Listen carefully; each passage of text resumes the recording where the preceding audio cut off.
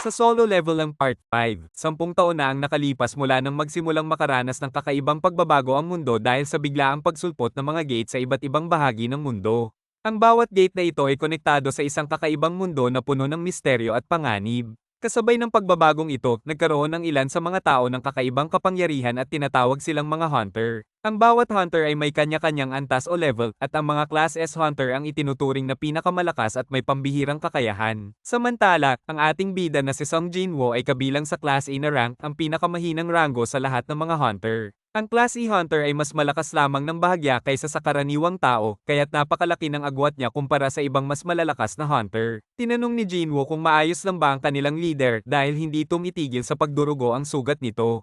Subalit sumagot ang leader na wala na silang magagawa sa sitwasyon. Inamin nito na nagkamali siya sa pag-aakalang madali lamang ang pag-raid sa dungeon na ito, kaya 3 healer lang ang isinama niya.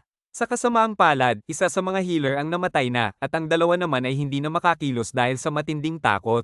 Sinabi ng leader na kung magpapabuti man ng bahagya ang sitwasyon, agad silang tatakbo, kahit alam niyang hindi magiging madali ito. Maya-maya, isang hunter ang hindi na nakapagpigil sa takot. Sa desperasyon na makaligtas, ginamit nito ang kakayahang mabilis tumakbo at tumakas papunta sa pintuan ng dungeon. Ngunit kahit gaano ito kabilis, agad itong naglaho sa isang pag-atake lang mula sa isang malaking estatwa. Naisip ni Jinwoo na kung gugustuhin ng mga estatwa, kayang-kaya nilang patayin ang lahat ng hunters. Subalit ang ipinagtataka niya ay bakit tila hindi ito ginagawa ng mga halimaw na estatwa.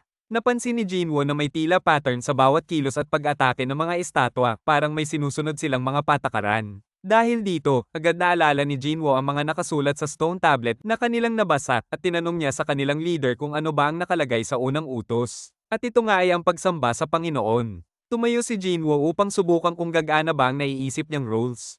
Pinigilan siya ng kanilang leader, ngunit nakita nito sa mga mata ni Jinwoo ang matibay na determinasyon na gawin ang kanyang balak.